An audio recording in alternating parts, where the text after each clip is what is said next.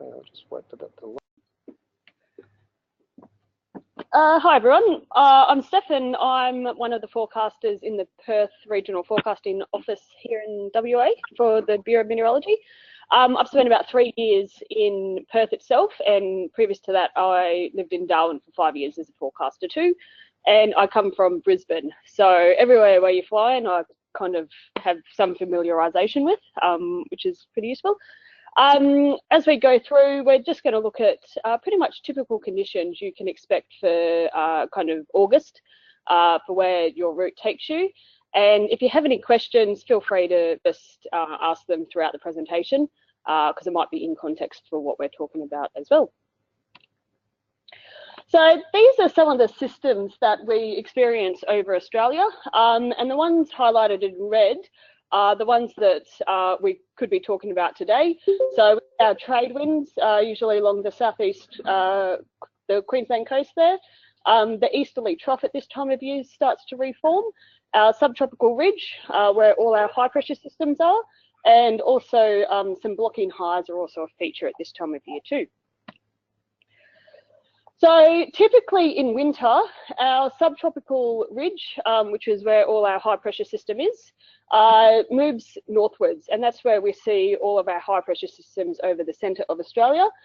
And from that, we also get our nice trade flow coming over northern Australia, which makes it really good clear flying conditions. So common weather phenomena in winter over typically northern Australia.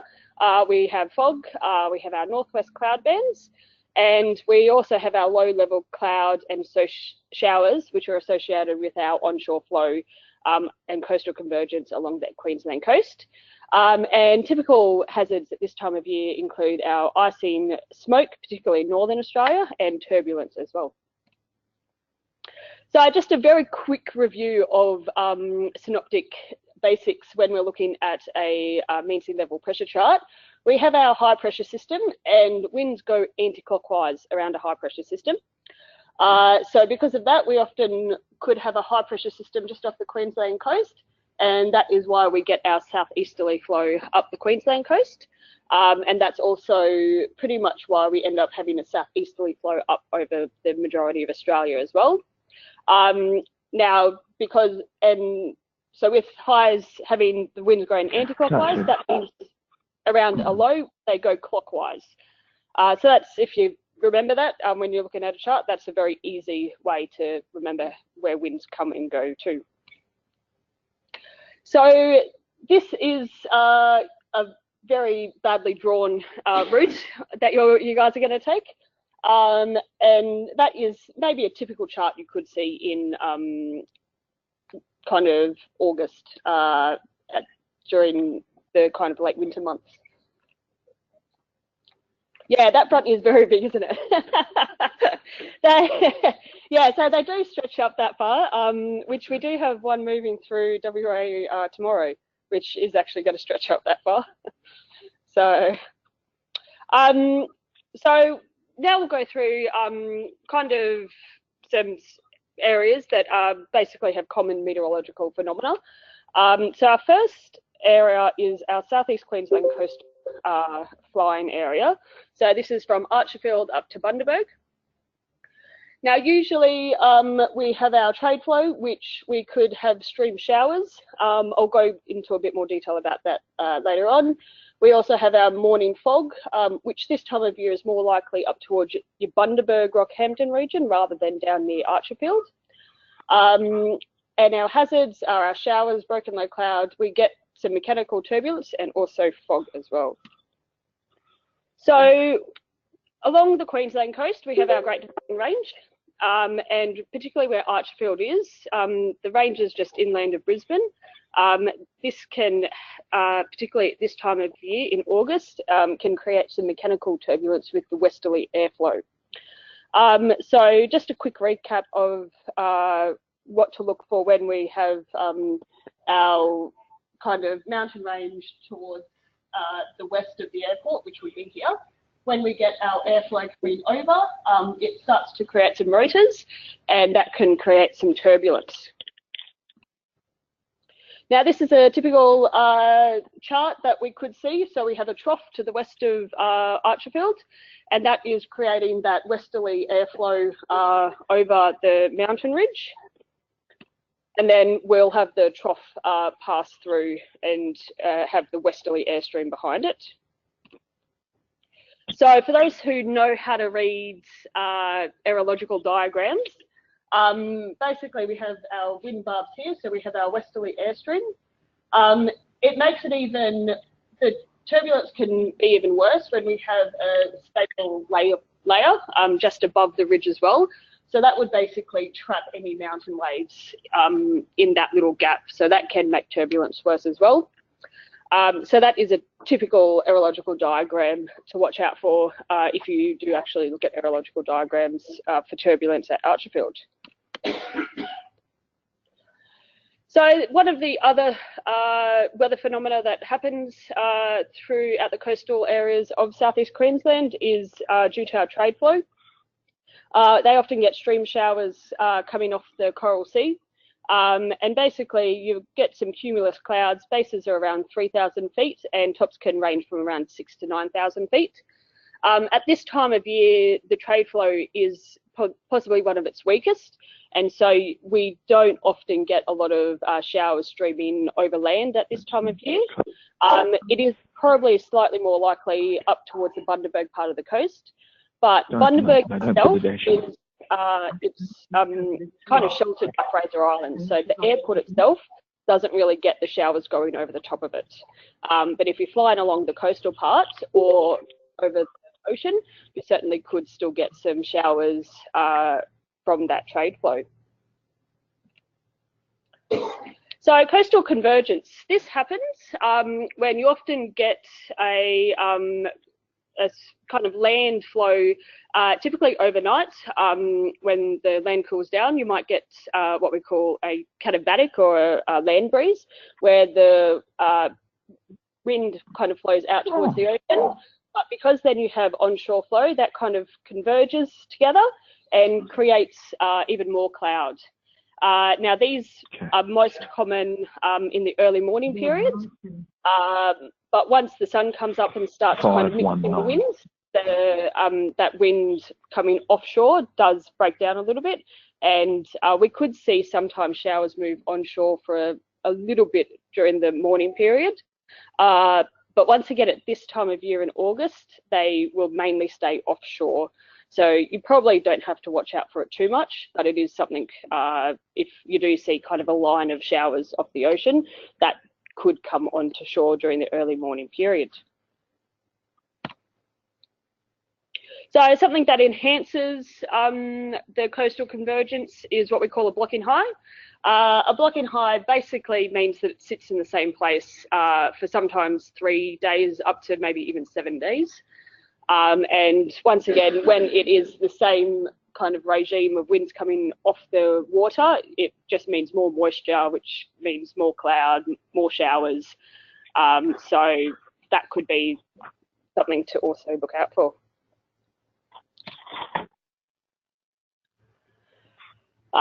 So I didn't actually mention too much about fog during that time, or that Archerfield to Bundaberg run as well. And once again, fog is something that does happen at this time of year, but particularly for Archerfield and Bundaberg, they're not too common at this time of year. I think they average about 1 day per month in August is how often fog will form at those two aerodrome locations. So from here, your route takes you inland to Longreach, and really the Archerfield to Bundaberg is where you're going to get your most weather. Anywhere inland, Northern Australia in August is actually very nice for no weather apart from maybe some fog. So we do have those prevailing dry season conditions pretty much anywhere over Northern Australia, which means warm days, clear skies and fine weather. Particularly through the Queensland part of the interior there, we do occasionally get some frontal changes. and our northwest cloud band, but for central Queensland, that's pretty rare. Our hazards, we can get some convective turbulence, smoke, and once again, that rain from the northwest cloud band. So thermals, you're probably pretty familiar with thermals. They occur in hot, dry conditions. During August, the most susceptible areas will be those inland areas. For us as forecasters, our general rule of thumb is around 30 degrees. We could see thermals start forming, but we certainly have seen dust devils, which are thermals just with dust in them, observed with temperatures less than 30 degrees as well. So just because your surface temperature is below 30 degrees doesn't mean that you won't get thermals. And thermals will extend throughout a very well-mixed layer, and sometimes at this time of year they can go up to 10,000 feet, but the higher you get from the surface, the weaker it actually becomes. So that's the average temperature for August. So you can see there that the 27 degrees is around your kind of Mount Isa area and northwards.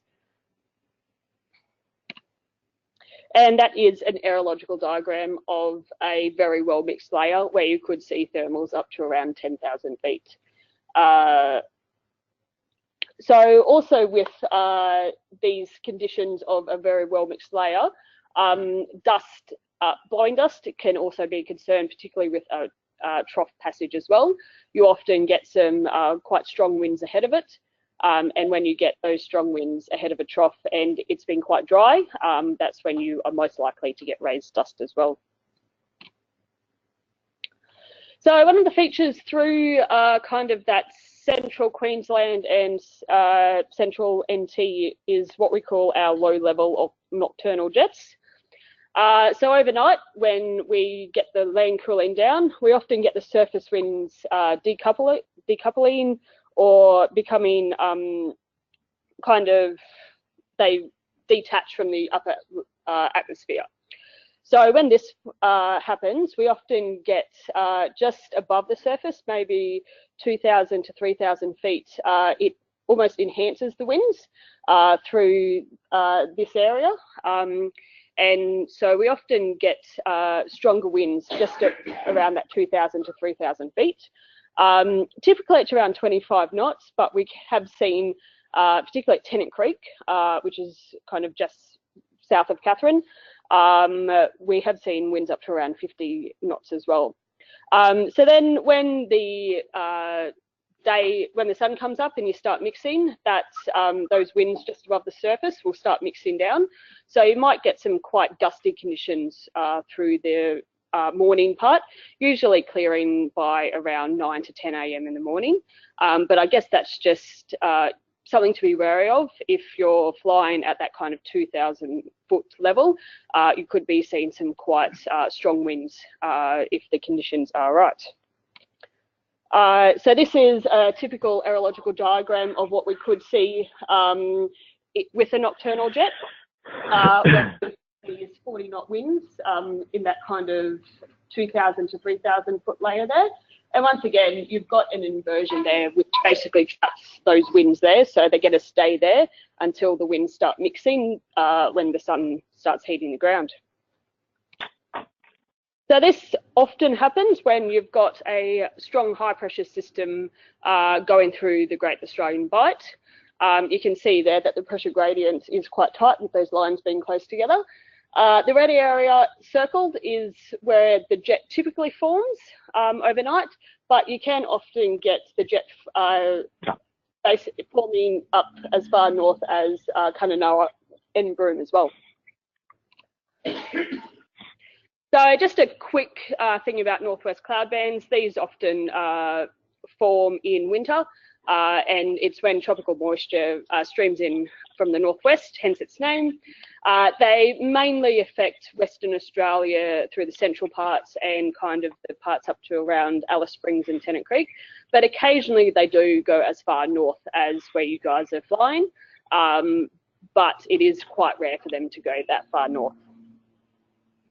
So the main thing to watch out for with the cloud bands are rain, so reduced viz, low cloud, and also icing can be a problem too if you are going to fly high enough. So this is just a couple of slides of how widespread also the northwest cloud bands can be. They can often cover the entire state of Western Australia or extend all the way from the northwestern parts through to Victoria even too. So they can be quite substantial and last for a couple of days at a time too. So moving on, flying from Adele's Grove, I think it is it? Yes. So Adele's Grove up to Daly Waters and onto Tyndall or Catherine. So once again, it's pretty similar conditions to your kind of Longreach, Mount Isa route as well, where we've got our dry season conditions, possible fog during the morning, convective turbulence, smoke and fog. So I'll give you a quick overview about our smoke hazards, which for your kind of Longreach area, you don't really get a lot of smoke because it's just a lot of scrub. Whereas by the time you get to kind of Mount Isa, even in Adele's Grove, and particularly up in the top end, they do a lot of burning during the dry season. Often they will actually light a ping pong ball full of fuel and drop it from the helicopter, and this will be happening around sunset, and they'll just let it burn overnight. So they have no, because it's so kind of sparse, they just let it burn. Often the moisture is enough from kind of the sea breezes coming in overnight to put itself out, and that's one of the ways they actually do reduction burns up there. So dry season, there is a lot of the burning off and bushfires.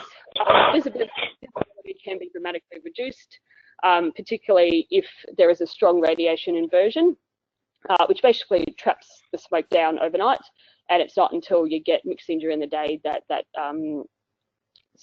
visibility increases.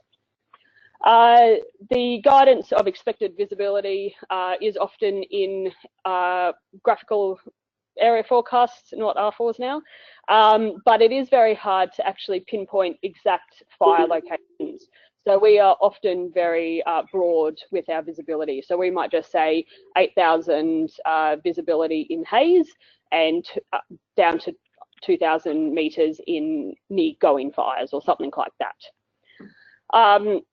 One link that is very useful is the Geosciences Australia Sentinel page, and this is what we use for monitoring of fires as well. So this uses satellite information to pick out what we call hotspots, or basically fires. And you can see here that there's all these different colours. Purple means within the last 6 hours. Red is 0 to 2 hours. Orange is 6 to 24. Yellow is 24 to 48, and grey is about 48 hours old. The thing you do have to watch out for sometimes though is you might always see a stationary fire that sometimes is actually a mine when they're actually burning stuff that actually gets picked up by the Sentinel as well. But that's once again a very useful kind of tool that you can have a look at to see where there actually are fires. So this is an example of a radiation inversion. You can see here that you've got like your temperature cools down, and so it leaves this basically cap on the lower surface of the atmosphere, and that basically just traps the smoke, as I was saying earlier. And it's not until the kind of mid-morning when you start getting the temperature increasing and the atmosphere becomes a bit more mixed when your visibility may start to increase near thick fires. And that's pretty much just the mixed layer there. So fog as well, I didn't have a slide, but fog is common this time of year up in the territory. More likely near the coasts, but they do sometimes come in as far as your can take you. But most of the time for this time of year, the fog does clear by around 8 to 9 a.m. in the morning. It's starting to heat up quick enough at this time of year to pretty much clear off by that 8 or 9 a.m. So the route from Tyndall to Kununurra to Broome, once again, pretty much exactly the same. I think this is the only slide I have on that route. So your main thing at this time of year could be your fog in the morning. We are starting to see a few more fogs near Kununurra over the last few days. And also today we also saw a shower over the Tiwi Islands, which is actually north of Darwin. But we are occasionally starting to see some moisture come back into the top end. So we sometimes do see some isolated showers around, but it is very rare. And if we do see showers around, they only usually reduce visibility to around 8,000 metres, and you wouldn't have any low cloud associated with them because they're so high based. So they're not really anything to be too concerned about. So I guess when you are flying, make sure you are aware of any of the SIGMETs that are out there, AirMets, aerodrome warnings. We do our routine TAFs and graphical area forecasts. We're available 24/7 to talk to if you ever need to ring us up. We do have our separate offices in Queensland, which is the Brisbane office, NT, which is the Darwin office, and WA here, which is the Perth office. All the telephone numbers are located on the graphical area forecasts and in the Air Services webpage as well. So I thought I'd just put in a little bit about our graphical area forecast since we have changed since November last year. Has anyone used the graphical area forecasts? Yep, has anyone not used them? Yep, okay, so it's probably a good idea that we do go through them a little bit. So in November last year, after consultation with industry and trying to kind of come into the new millennial age instead of having just a text-based forecast, we did transition to our graphical area forecast.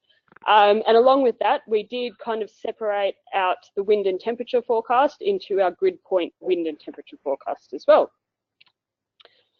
So on the top right-hand side, left-hand side, right-hand side, left-hand side. On the top left-hand side, that is what our area forecast used to look like, where we just basically had an overview in plain English, and then we went through our different winds, cloud, weather, visibility, and so on and so forth. Now we transitioned now into our graphical area forecast here, and our grid point temperature and wind forecast there. So along with those changes, which I'll go through in a moment, what that we actually put into those forecasts, we also changed our boundaries as well. So instead of having in WA, we had 10 different area forecasts, we now have 2 forecasts, one for northern Western Australia and one for southern Western Australia. NT has now gone to 1 graphical area forecast, and Queensland have 2, one for south and one for north.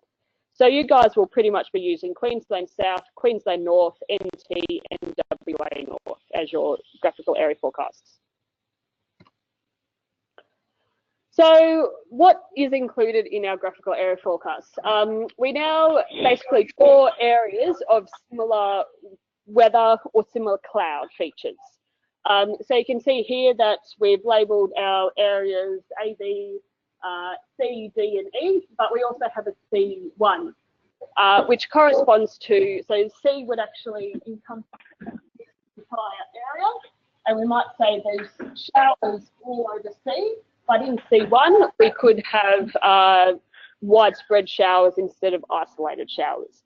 So that's what the C1 indicates, is that it's just a slight change to what will generally be in that kind of area. So every graphical area forecast layout is the same, where we have the picture on the left-hand side, and on the right-hand side is what we detail our forecasts. So you can see here in area A, which is that kind of southwest part of Queensland there, we have our surface visibility and weather. So when we have greater than 10 kilometre visibility, we have no weather, which is the nil. And then the cloud associated with that no weather is scattered Q, bases at 7,000, and the tops are above 10,000 feet. So once again, our graphical area forecasts only go to 10,000 feet. So we will only describe weather to 10,000 feet. But also contained in that area A, we have scattered showers with the visibility 3,000 metres. But they're becoming widespread from O4 Zulu. And then the cloud associated with those scattered showers at 3,000 metres is our isolated towering queue with bases at 4,000 and tops above 10,000 feet. And once again, occasional from O4 Zulu. But then you could also have some scattered stratus, once again with the precipitation coming down, with bases at 3,000 feet, tops at 5,000 feet. And we have broken cumulus at 5,000 feet up to 10,000 or above 10,000 feet. Now, it assumes that that scattered queue carries on pretty much down through those next couple of weather as well. And then also you have thunderstorms in that area A. But then once you get to area B, the difference there is basically the visibility is becoming less in the showers there. So you can see that that's now 2,000 metres scattered showers instead of A, which is 3,000 metres.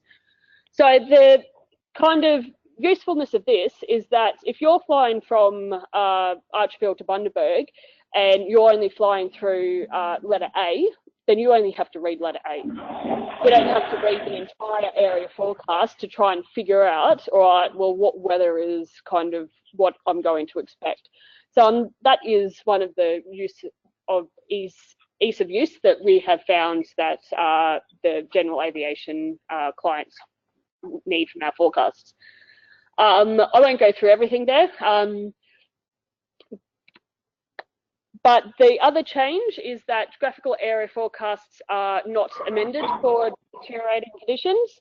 We now send out AirNet. So just say we haven't forecast fog and we observe fog.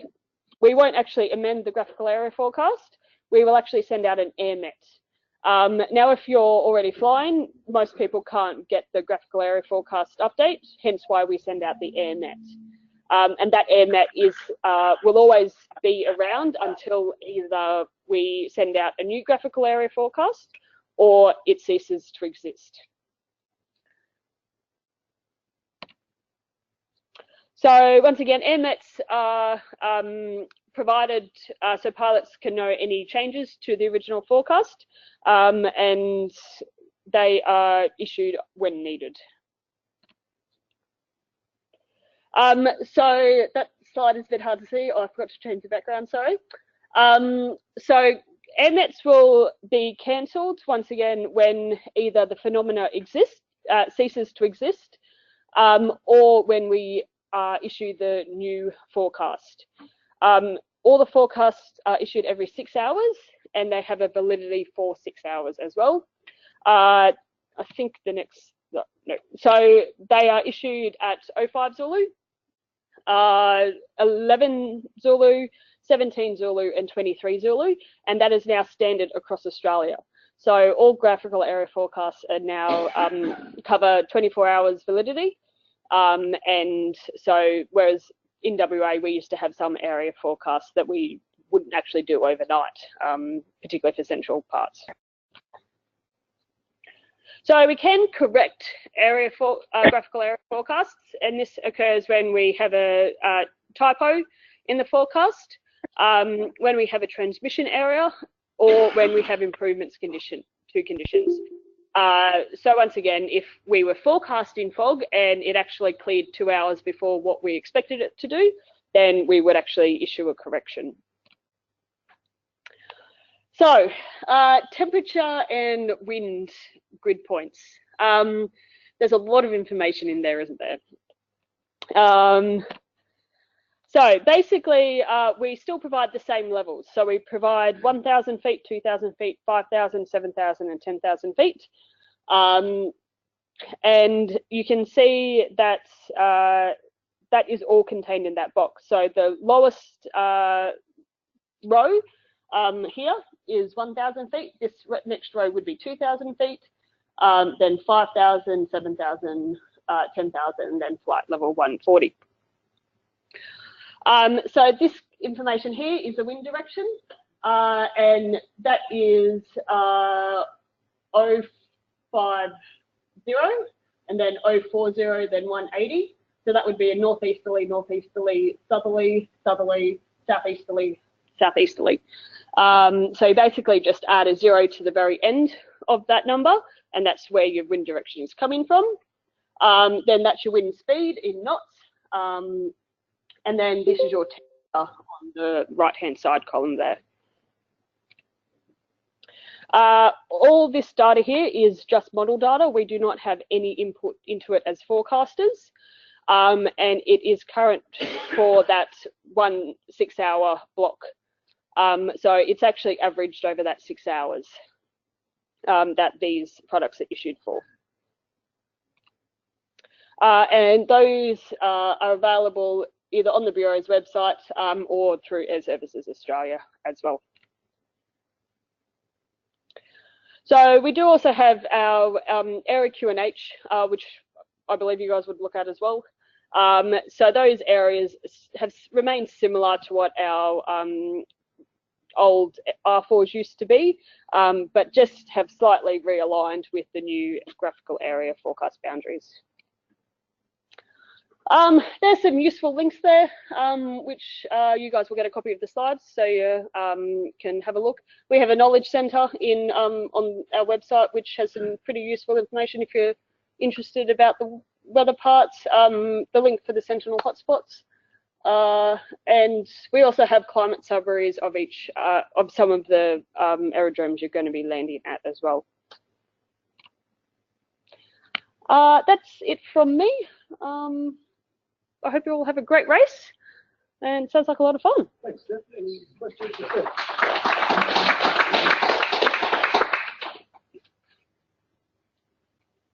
Done so.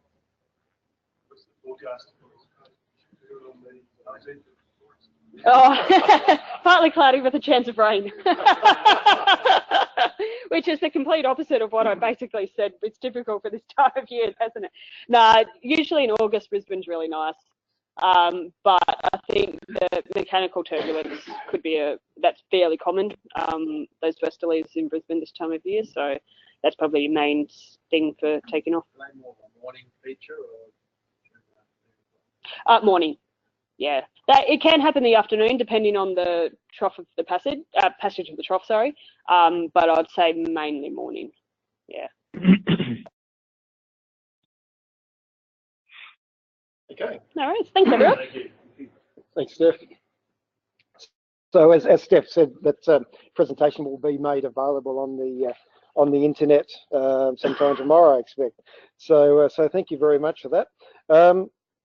I'll just briefly go back to the main slide pack for a moment, because we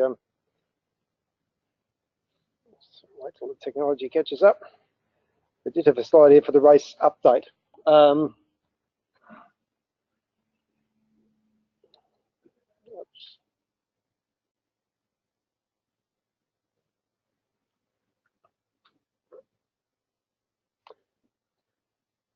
Laptop will catch up in due course. Okay, so the fundraising is going really well. So we've just gone through the $300,000 mark, which is a fantastic achievement. So we're 60% of the way to our goal, and we're not finished yet. So we've got 2.5 weeks to go before the event.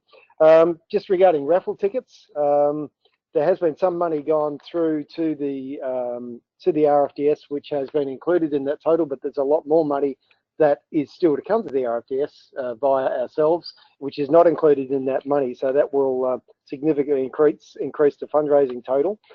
So please remember to bring your raffle ticket stubs, both the sold and the unsold tickets, to Archer Field. It's vital that you do that. We are legally required to have all of those ticket stubs with us when we draw the raffle.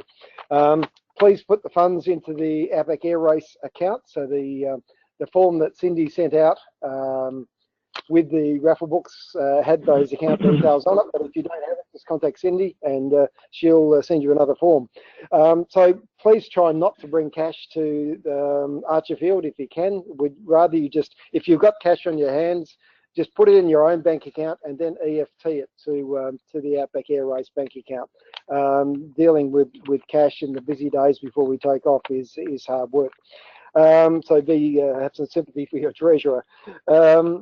The reconciliation form again that went out with the raffle books. Please obviously bring that to Archerfield. And obviously you can't sell more tickets once you've done that. Once you close off, please close off. Don't attempt to sell more tickets because it will get very confusing. Race merchandise. I think most people here in Perth have already collected their race merchandise from Chris. The rest of the merchandise is going to be bundled up and sent on a truck to Brisbane for collection in Archerfield. So that will include the clothing, the race stickers, and basically everything that all of the races get at the start of the event. Just one other small point. Anybody who's been looking at the race website may be aware that there was a plan to have a small farewell event here in Jandakot for the people that were leaving from WA.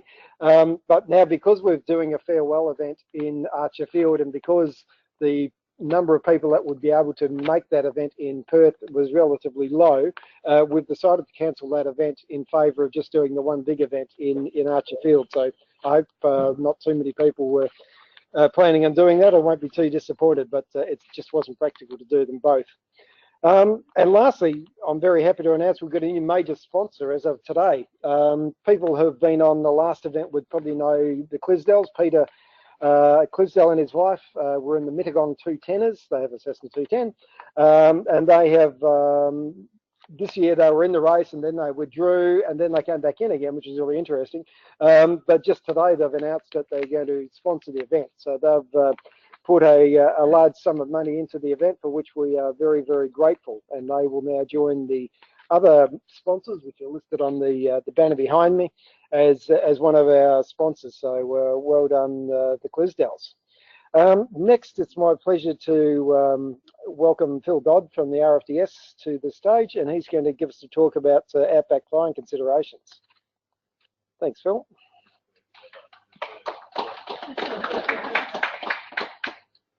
I'll just find the right slide.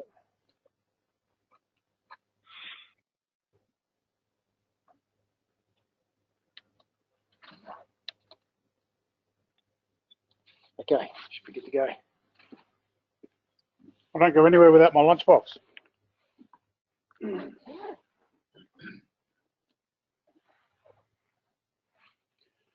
First of all, apologies from our the RFDS WA Ops Head of Check and Training. He was supposed to come along and do this presentation this evening, but due to family commitments, he is not able to be here. So you've got myself instead. My name's Phil Dodd. I'm part of the training and checking team of RFDS Western Ops. My experience in Outback flying goes back 30 years. I spent 18 years up in the top end of the Northern Territory working for an organisation called Mission Aviation Fellowship, supporting really remote Aboriginal and coastal communities up in the top end. I've spent 6 years with the RFDS at Mount Isa and 6 years back here in WA. The first 2 years of those was up at Meekatharra. Prior to getting into flying professionally, I did work for Australia Post up in the Pilbara, up in the Pilbara and the Kimberley, and did a lot of private flying up through the Kimberley. So I really envy you guys and what you're about to embark on and the areas in which you're going to fly through, because I personally consider those as the most beautiful places to fly an aeroplane through. Central Queensland, Northern Territory and the Kimberley. It's just a great place to fly. Firstly, on behalf of the Royal Flying Doctor Service, we'd like to thank you all for your fundraising efforts. Very, very much appreciated. Your efforts go towards funding new equipment for our aircraft and facilities, and also contribute towards the actual overall operation of the flying doctors. As you may be aware, we're towards the end of this year, we're getting 2 brand spanking new aircraft, the PC-24 twin business jet, and I use business jet in inverted commas. Our colleagues over in the eastern states say, you know, why do you guys need a jet? You know, isn't the PC-12 good enough for you guys? Well, when you look at the East Coast, just about every 5 minutes, you've got a major hospital. Well, 5 minutes, yeah. Whereas here in WA, we've got 4 major hospitals, all based in Perth. So we are able to take some patients from the Kimberley area, especially across to Darwin occasionally, but most of the time they're coming all the way to Perth.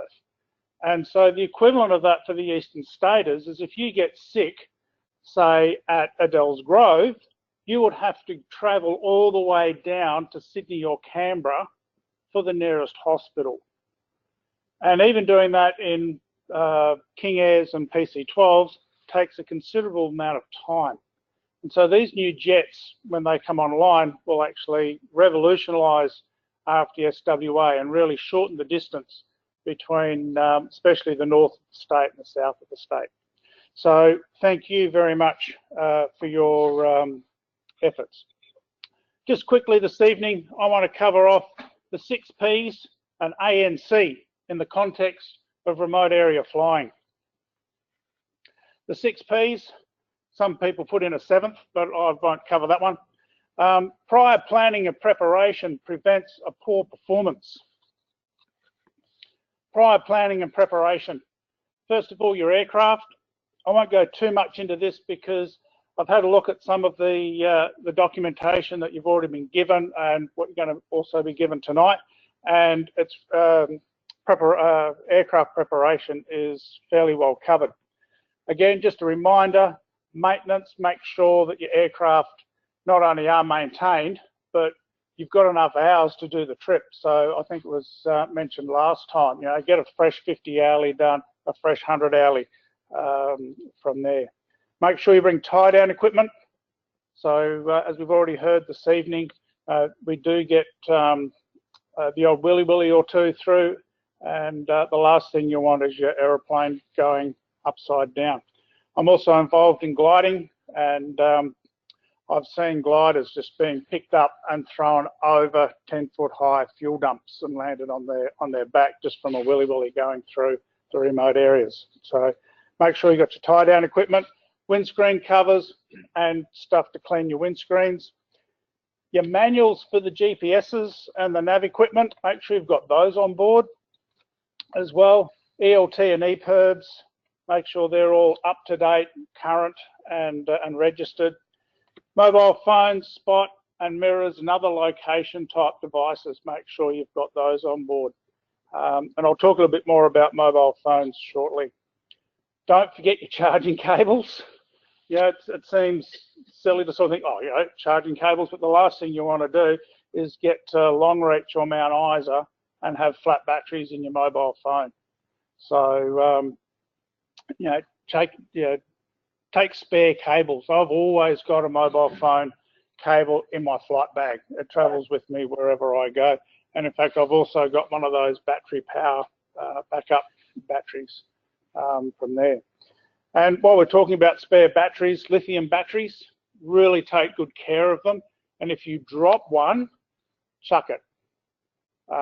Because lithium ion fires, with the availability to recharge lithium batteries en route through cigarette lighters and that sort of stuff, lithium ion fire is pretty bad news if you have it in your aircraft. We've nearly had a couple within the RFDS. Also, speaking about that, your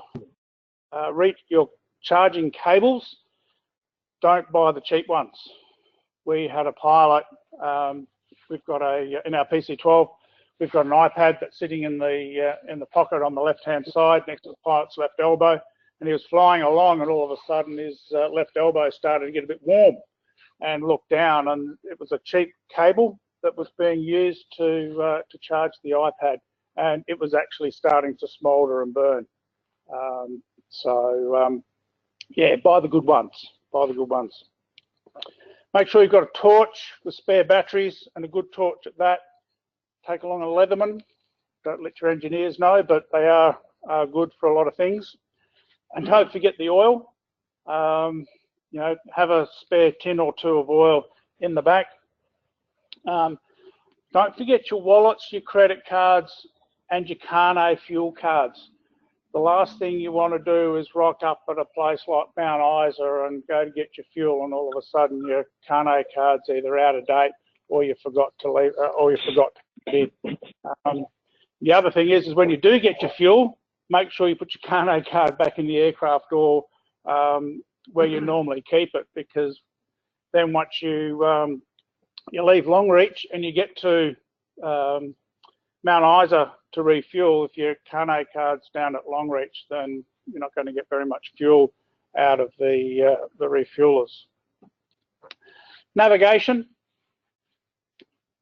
Make sure all your charts and maps are up to date. Frequencies do change, especially aerodrome frequencies, etc. They're always being reviewed. They're trying to make sure that busy aerodromes aren't on the same frequency as other aerodromes in relation to CTAFs, etc. So make sure you've got the correct and updated information.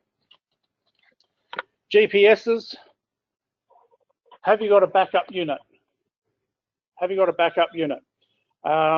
Consider taking along just a handheld GPS unit. RFDS WA, our PC-12s have actually got 3 GPS units in them as backup. Know what the functions are, know how to utilize them. So, you know, when you're flying along and trying to fly your aircraft, trying to learn how to program and utilize the GPS is not the time to be doing that. Remember, garbage in is garbage out. With all the GPSs, just double check the information you're putting into it, because it will very accurately take you to the wrong spot. And I've seen that many a times in my flying career, both myself and colleagues, and in the RFDS. Just a very quick story. We departed Meekatharra for Learmonth, and flying IFR, you need to put in the nav aids at either end. Learmonth has a navigation aid, and its abbreviation is LM. The pilot was in a bit of a hurry and put LM, Learmonth. We got airborne, heading across. I said, the system's telling us we're going to run out of fuel. In fact, the system is telling us we don't have the amount of fuel that's required for the flight is in far excess of the amount of fuel that we can even carry. And the pilot sort of scratched his head, and, you know, trying to work out what the problem was. There's an LM waypoint in India, and that's where the GPS was taking him. Still in the same similar direction, but yeah, so garbage in, garbage out. And saying that, I'm also involved in a bit of human factors and non-technical skills training. All this new automation, etc., that's in our aircraft, and be it autopilots or be it your iPhones or your iPads and your GPSs, all this has led to pilots becoming lazy and an over-reliance on the electronics in our aeroplanes. I've seen instances where pilots have actually got lost or have just wandered off of track because they were blindly following a GPS unit that had actually lost signal and gone into DR mode. And the autopilot was coupled to it. Because it was now in DR mode, it wasn't compensating for winds, drifts, and all that sort of stuff, and the aircraft just slowly went off course in controlled airspace. Not a good thing. I've just discovered just in the last couple of days this new term, digital dementia. How many people have mobile phones here? Just about everybody? Yep. Of those people with mobile phones, if you've got a partner, what's your partner's phone number?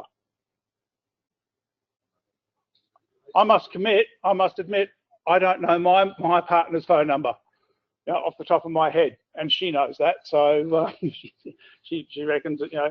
But the advent of the digital age has meant that we're relying just for our phone numbers and our contacts and also our diaries and all that sort of stuff. We're so much reliant on on our smartphones. You know, we sort of get asked a question, oh, who was the person that starred in X movie? Well, rather than use our brains and try and remember it, we just ask Google. And it's actually been shown in a number of university studies that especially young people of today, their short-term memory loss is actually quite significant. So don't succumb to digital dementia. They think it is reversible at this stage, but don't over-rely on the electronics. Always have your paper versions of your maps and also your flight logs and that sort of stuff. Navigation. Prior to your day's flying, fly through the route in your head. Ask questions about what do you expect for the departure, what things do you expect to see en route. I think navigating through the remote areas of Australia is actually easier to do than down the southwest of Victoria or even southwest WA and southeast Victoria and those sort of places, because there's too much information down here. Going between Mount Isa and Adele's Grove, for instance, there's only one gravel road, and if you can't see that, you're lost. Whereas flying from here to Albany, there's one main road, but there's lots of other parallel roads. And so you could actually end up at Denmark or end up at Esperance. But yeah, so I actually find that it's a lot easier. But you know, being mindful of what am I expecting to see on today's routing? What weather should I be looking out for? Where are my alternates? And alternates, you might just think you might need an alternate due to weather, but you might need an alternate due fuel. You might need an alternate because one of your passengers on board has become sick and you may need to get on the ground fairly quick smart to help them out. And also an alternate with emergencies. When I learnt to fly, well, in the building below us, because this building up here wasn't here when I learnt to fly 30 years ago, but I was always taught when I did my navigation exercises, don't go more than 15 minutes without looking out the window and finding a spot to land, just in case the fan quits. So keep an eye out for those sort of things en route. Always have a back door, always have a second option. So we've talked about navigation. Let's talk about planning and preparation of a human being. Water, water, water. You're going to be flying in some of the remotest places of the world. The human body can only go a couple of minutes without oxygen. The human body can only go a couple of days without water. And so if you're going to leave anything behind in Archer Field, don't leave your water bottle behind. In fact, put an extra one on, just in case. You're not going in the real heat of the summer. However, you can still dehydrate really, really quickly. And of course, what goes in must come out.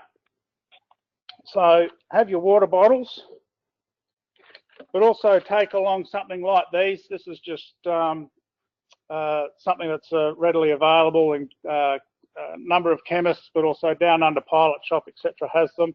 The Travel Johns. The last thing you really want to do is limit your water intake because you don't want to go to the loo. Or, I know I've seen it before, you're flying your aeroplane with your right foot on the left pedal and the left foot on the right pedal because of the fact that you don't want to divert and land because you're going to lose time and not make your estimated time at the arrival. So flying with your legs crossed, tears running down your face is not comfortable. So have one of these on board, have a packet of these on board as well. Also preparation for food. I know you guys are being, your food for the evenings and probably mornings is supplied, etc., or as part of your accommodation package, etc. But en route food, have a think about what you're going to take with you. Had an instance where a pilot flying a Cessna 206 had his lunch, a ham and cheese sandwich in just a plastic kid's lunchbox between the two front seats of the 206, and sat there all morning, build up in the Northern Territory. By the time he ate it on his third or fourth stop at about lunchtime, it had been sitting there for a good 3 to 4 hours, just sitting on the floor. Once he'd consumed his sandwiches, the passengers came and said, look, we're finished here, we want to head back to Gove. He said, cool, fine. It was only a 15-minute ride back to Gove. The aircraft landed, pulled off the runway, didn't even get to the parking area. Pilot pulled the mixture control and finally collapsed. When quizzed afterwards, he couldn't even remember joining the circuit and landing the aircraft. And it was just due to food poisoning. So have a think about what you're going to take along in the aircraft. Things like nuts, biscuits, dry biscuits, muesli bars, etc. Really, really good. They give you that energy, etc. that you require for the day. But also have a think about how you're going to store them. You don't want to spill, have the nuts in the bag and then open the nuts and they go all over the place.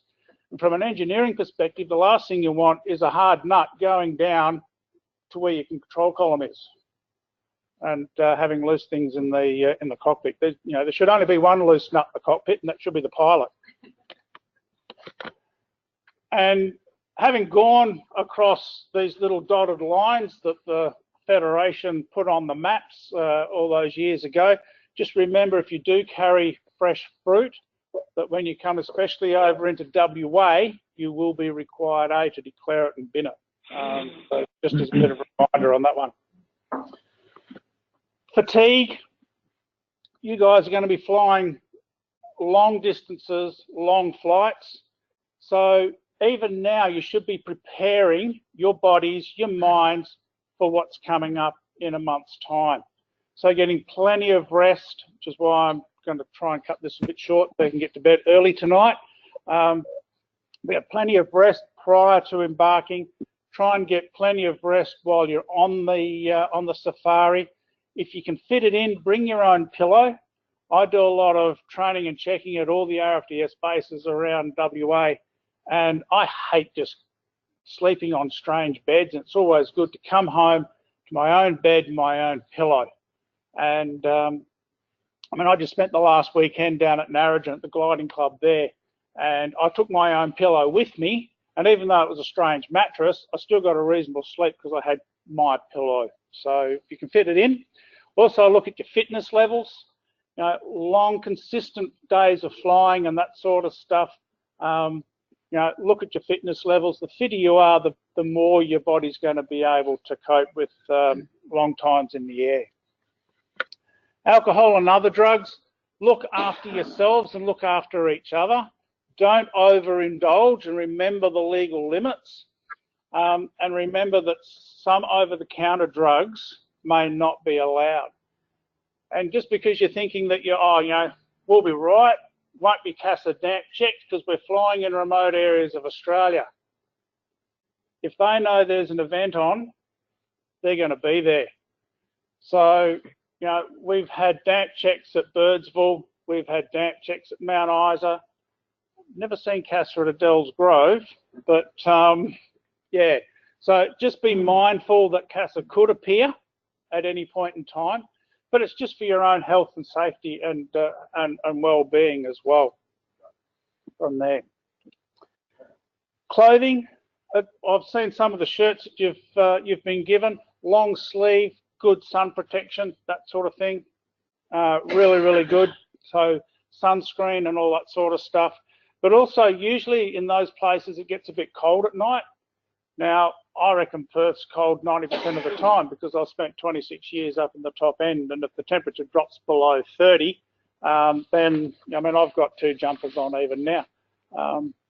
If the temperature drops below 30, I'll put a jumper on. but you know, for people that are, you know, southerners, then it may not be too bad. But you know, just remember that even though it could be reasonably warm during the day, it can get pretty cold at night, especially, you know, towards August. It can still get really cold in the central desert areas. You know, Mount Isa, we had temperatures down to 4 degrees on a couple of nights during the dry season. So look out for that. Footwear, wear appropriate footwear, and including your passengers, make sure they've got appropriate footwear. You know, at Ellsgroves, gravel strips.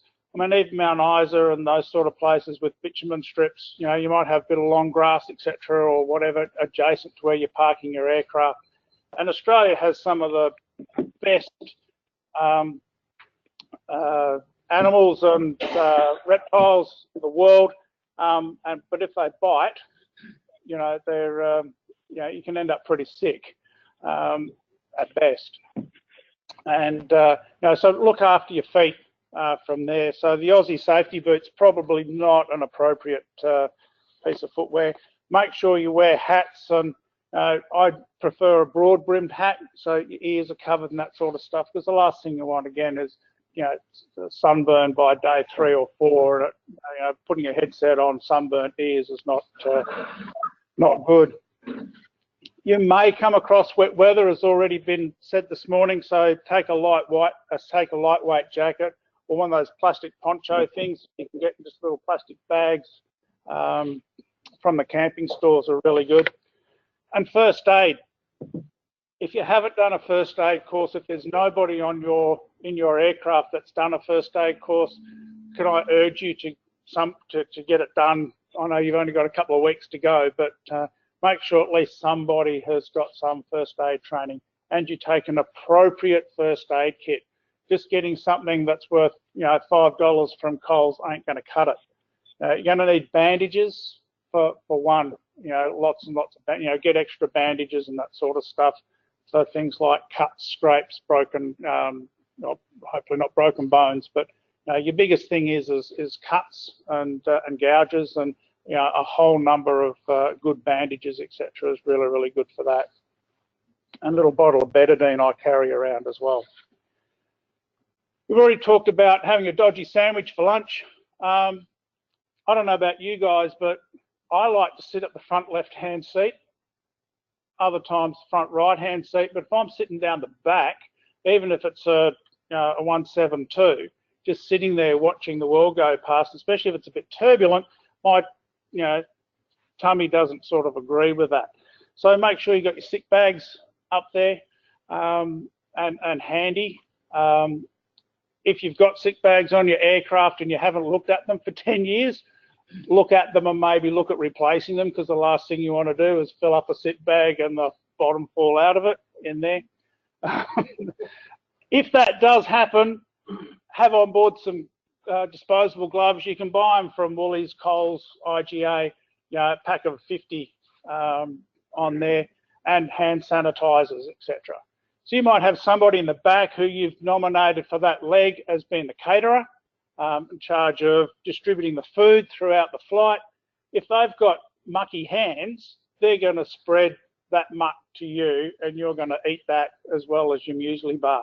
So hygiene is quite paramount, especially in confined spaces.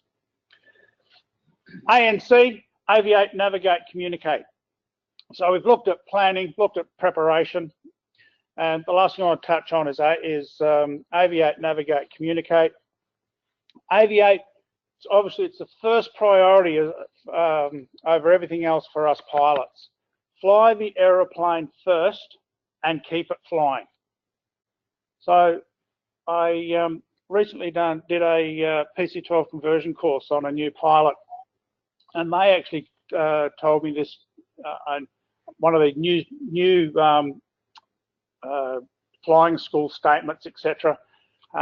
If at all possible, save the engine. If you can't save the engine, save the airframe. If you can't save the airframe, save yourself. I was told that if you're having to put the aircraft down off an aerodrome, keep flying the aeroplane until the ATSB report's done. aviate. Your first priority is to fly the aeroplane. Many accidents at all levels of aviation have been caused by pilots forgetting to fly the aeroplane.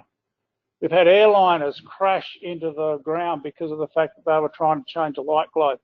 We've had gliders spin and stall because of the fact, and spin into the ground because they were busy trying to update their positioning on their flight management computers and that sort of stuff. So it happens across the board. So you know, it's no good to get the GPS right and lose control of your aircraft and spin in.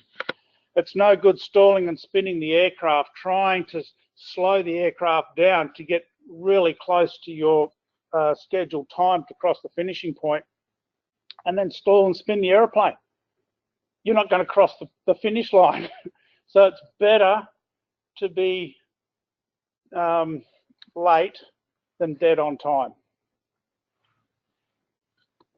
Avoid distractions and use others in the aircraft. So delegate some tasks. So have somebody in the back, the catering manager for the leg. Have somebody in the back as your photographer.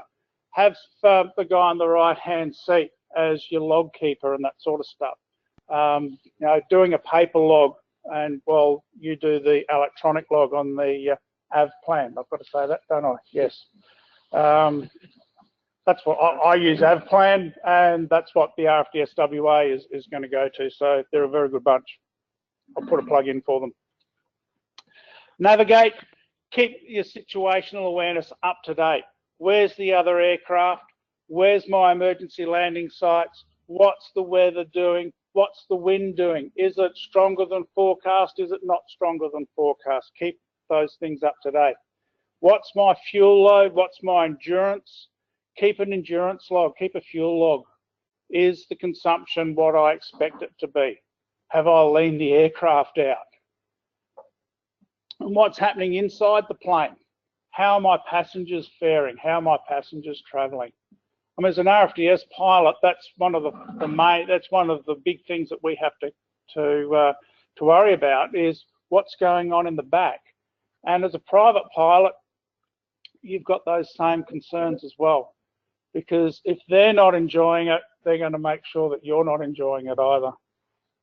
So be aware of them in the back. Use GPS and paper maps. Have a backup. Don't put all your eggs in one basket.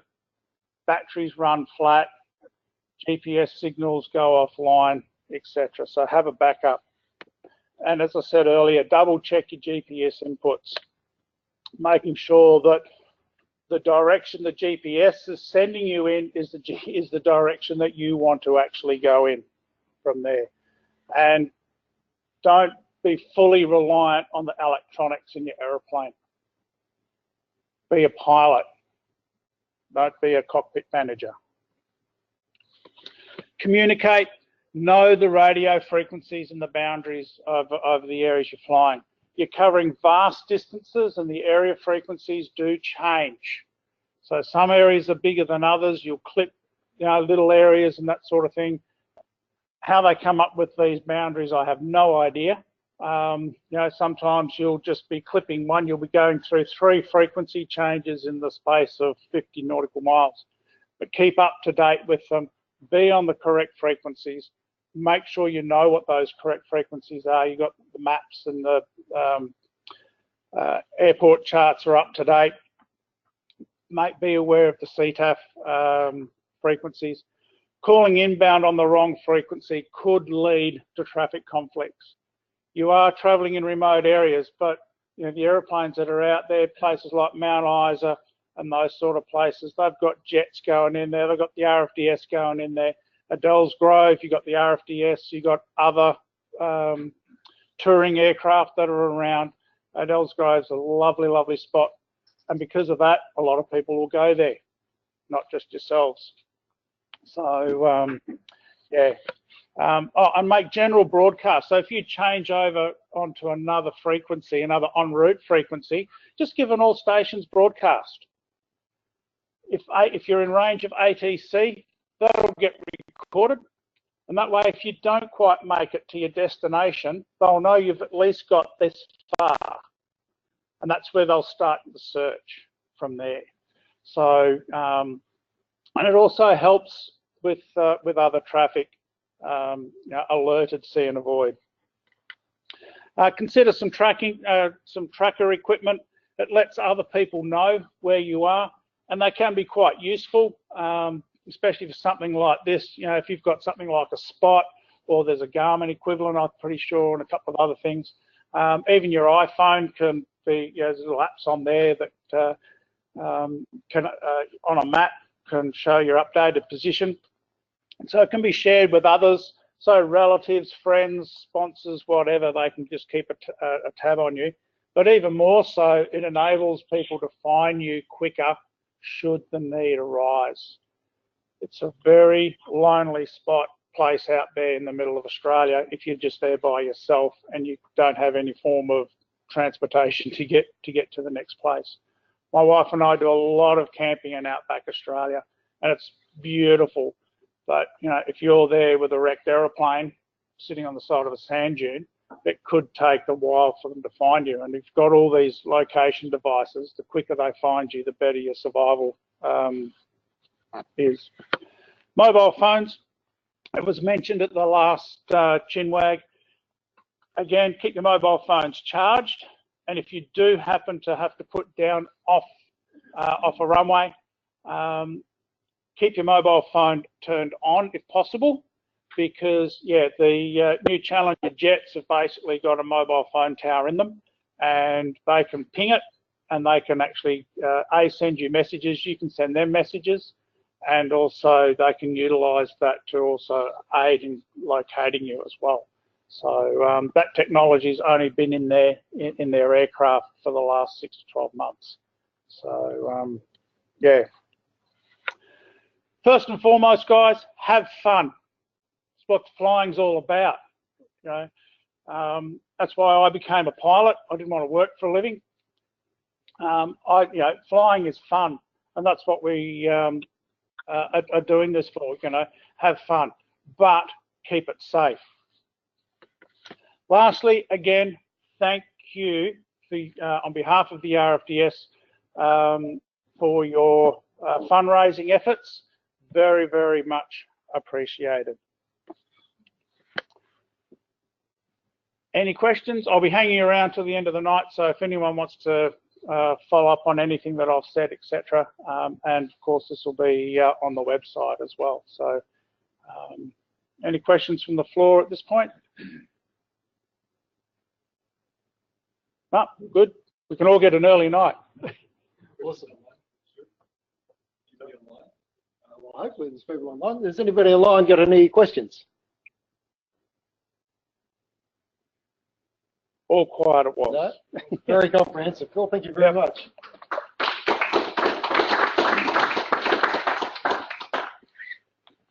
That's that.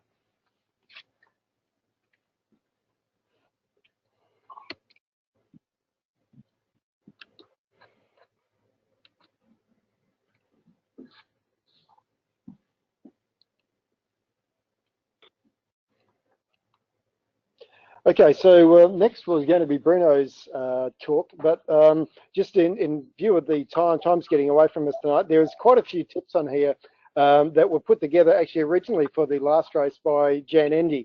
And I'm sure Bruno would agree with me that Jan is somewhat of a legend when it comes to aircraft maintenance and preparation. So I think the tips that are in here, which came from Jan, are wise tips indeed. But knowing that these notes are going out to everybody, rather than run through these tonight, given that Phil's covered quite a few of them anyway, I think we'll just actually skip through these tonight in the interest of time. There's quite a few slides there, but I would encourage people just to have a look through the slides when they're distributed. A lot of the issues, as I say, have already been covered tonight, and there is some good information in there. So just going through that, there was a few slides here. Archer Field arrivals. I'll hand over to Peter. Peter, do you want to share your screen, or do you want me to just advance the slides for you? Maybe if you just advance the slides for me, because there's only a few there. So if I just say Stuart, that means next slide. Okay. Sure. All right. Can you hear me okay? Yeah, I just wind the volume up a notch.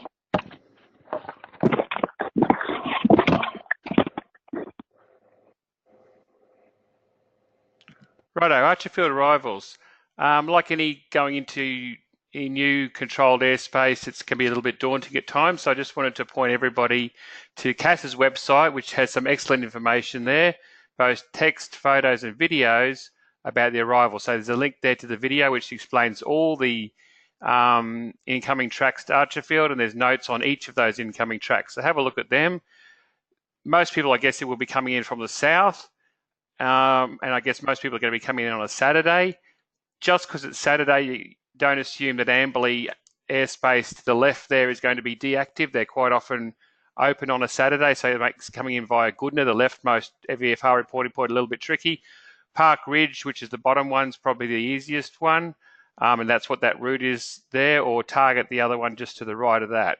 So I've got a meeting with Archerfield Tower people next week, and they'll be fully briefed on our arrival and the fact that most people will be coming into Archerfield for the first time, so they won't be expecting you to know everything that you need to know. So feel free to say unfamiliar with Archerfield, and they will help you out.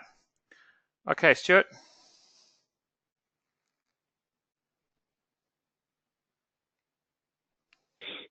Okay, the next slide is about events. So our launch event on the Saturday night, we'll start with a briefing.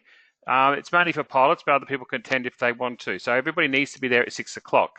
For those that are staying at Robinson Gardens, the transport there will pick you up from 5:30 onwards.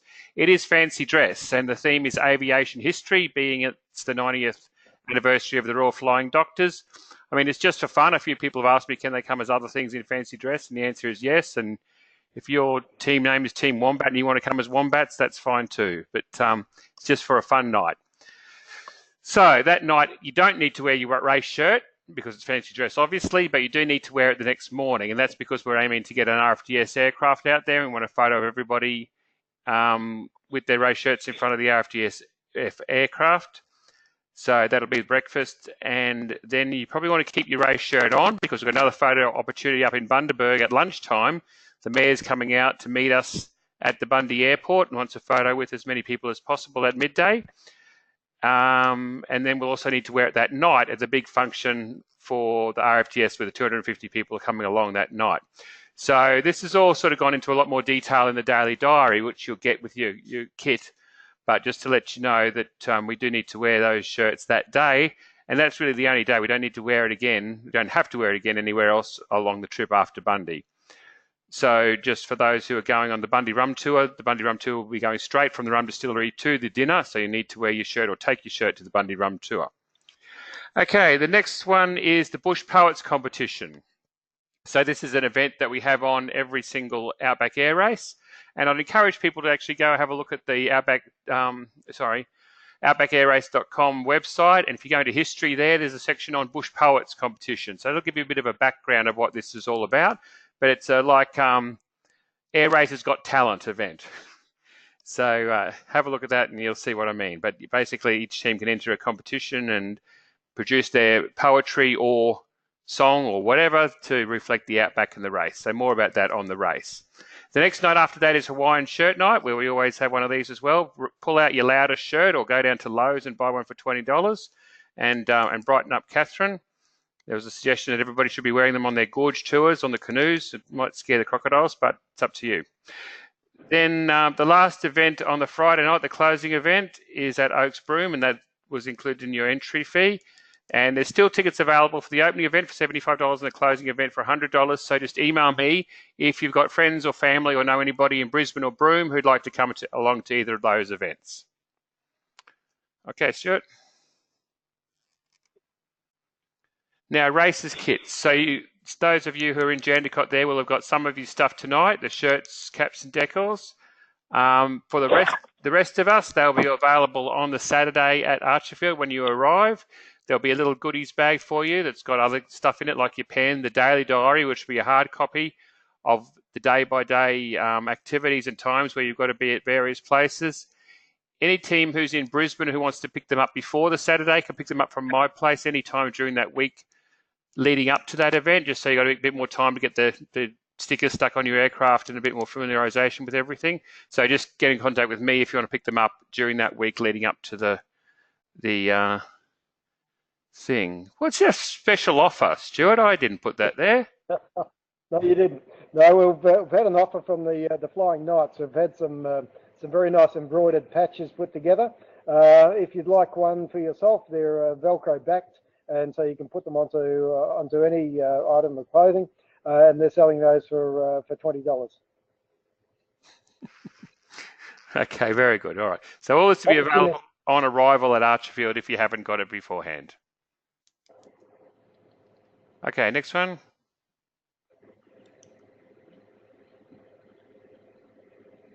Packing list. So a lot's been spoken about already about the things you should bring along.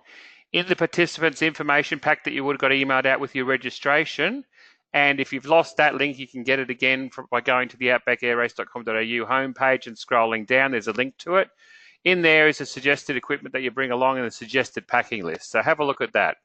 You need the fancy dress outfit for day one and your loud shirt. Now, the other thing there is the camping equipment. One of the risks that we've got on this event is weather, and if weather socks us in somewhere, it's generally a big problem. In that, in the smaller places, we've booked out most of the accommodation that they've got for the night, and they're expecting us to move out and the next people to move in. So if we do get delayed anywhere because of weather, we're going to have a problem with accommodation. So if you have got room in your plane to put a tent and sleeping bag in, please do. Hopefully we won't need it, but it's a good backup. Also, if you do get forced down somewhere, it's good to have that kind of stuff.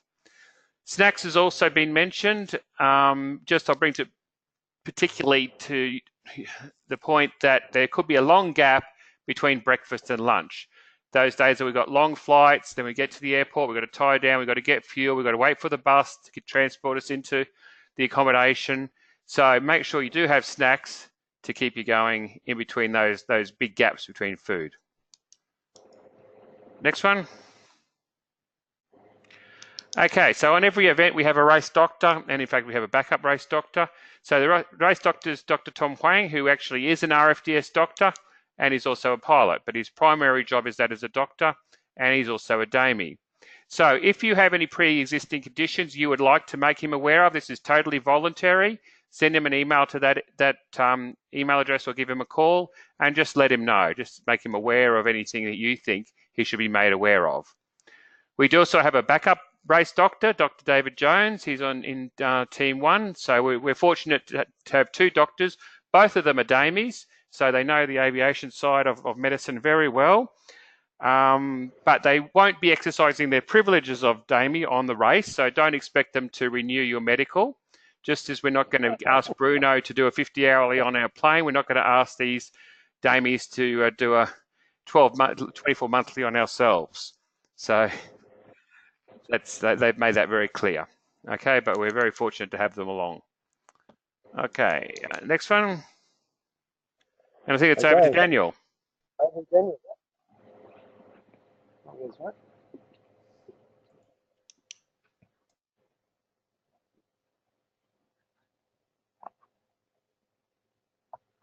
All right, there was a bit of my thunder was stolen earlier on when Stuart did his introduction, but our total is currently at $311,050.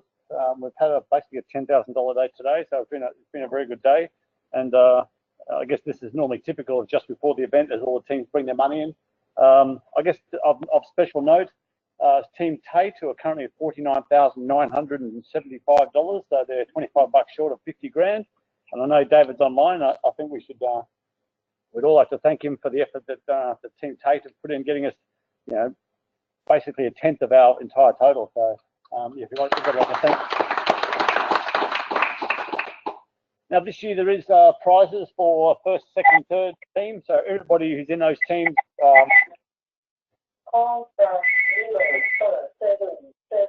Everybody who's in those teams.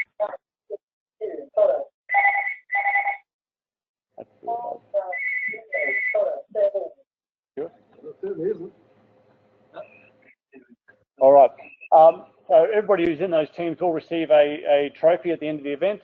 On the night, each team will only receive one, but your trophies will be sent out afterwards. It does say charity king and queen, so if there's a team of two, you can decide who's going to be the king and who's going to be the queen. There'll be a cut-off at 5 p.m. on the 31st of August. Whatever the totals are at that particular time at the end of the event, that's who the trophies are going to be awarded to. So if you've got late money that comes in after that, that's all good and well for flying doctors, but it won't affect the scores as far as who's being awarded the trophy. As we said earlier on, the raffle money does appear in Everyday Hero. Once you deposit it into the account and the tickets get reconciled against that, then you get credited for that. And hopefully, with everybody handing all their tickets in at Archer Field, that means we'll have all the money reconciled for the raffle tickets before we actually get into Broome. So there shouldn't be too much too many discrepancies that need to be resolved. I'm just going to divert slightly from fundraising because I'm here now and I've got the microphone. We talked about aircraft being aware of where other aircraft are. There will be a live tracking facility that will be set up on the website using the AVPlan. So everybody's AVPlan that's running the AVPlan and has the AVPlan live switched on. Anybody can log on to the website and actually be able to see where you are at any given time. So this facility will be set up shortly by AVPlan, and then we'll make that information available on the website. So everybody will appear as a little triangle there, and it'll indicate your heading and speed. Yep. Yes. Yep. No, that's fine. I'll send out some instructions because it'd be good if everybody does it. Everybody's running the AVPlan, switches their things on, so I'll actually provide some instructions before that. Oh, so the question was, if you in AVPlan, if everybody switches on their call sign, then we can actually identify in AVPlan who the other aircraft are around us. And so going into places where it gets a bit crowded, like it was in Ayers Rock last year, the last event, it is good to know exactly who it is in front of you and behind you. So we got, right, most raffle tickets. Just going back onto Bush Poets for a moment.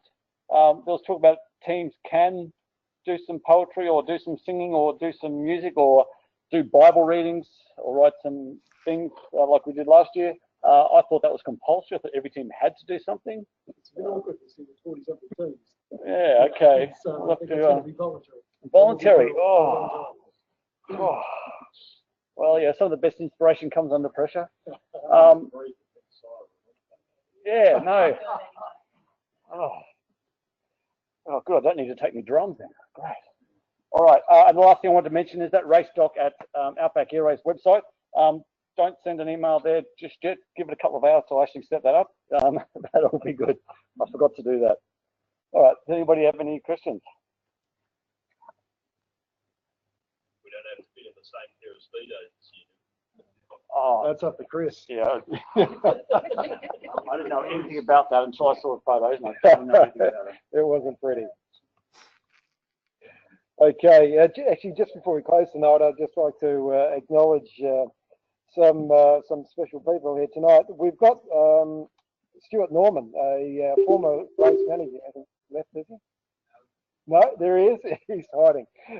So we've actually had quite a few race managers. We've got Rowan Hill, who was the race manager for our previous event in 2015, and we've had Patrick Dubois here at the previous Chinwag. Patrick was the race manager for 2012 and 2009, and Stu Norman was the race manager way back in 2006, which is my first event, and probably a few before that, Stuart. Would that be right?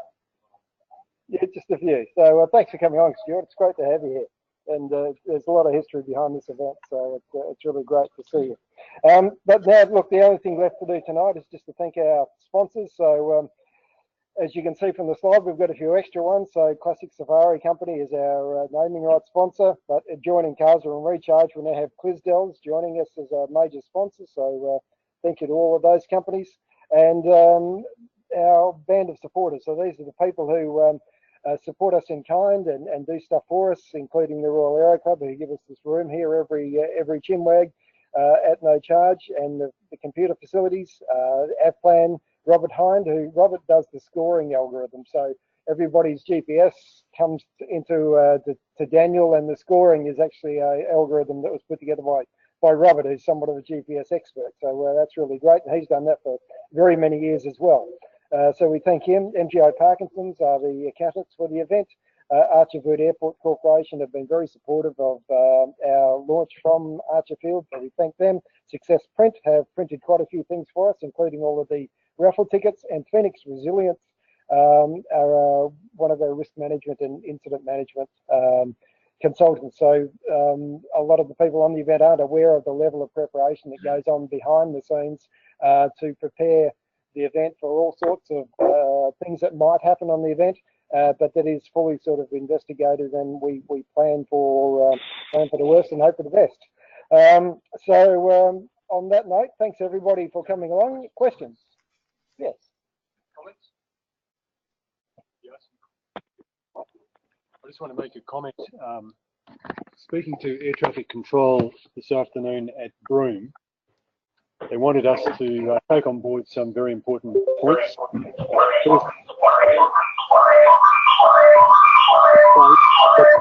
very, very busy this time of the year. We'll be going live this coast.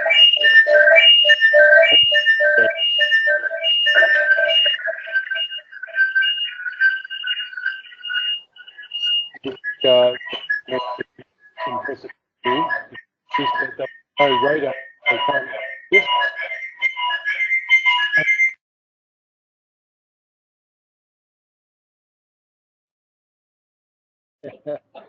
Thank you. Okay, we're now good. So just a quick point about going into Broome. It's a very busy airspace with a lot of commercial tourist operators. Broome Air Traffic Control do not have radar. They cannot see us. They will be able to see us on AVPLAN. So obviously we need to make sure that our AVPLAN is working. Also, if you are going to go to any of the tourist places like the Horizontal Falls, or even the bungalows near Kununurra, you do need to be very familiar with the operating requirements in those areas, because all of the tourist planes will be flying according to those rules. So you need to take on board the responsibility for learning what you need to do if you go to those places.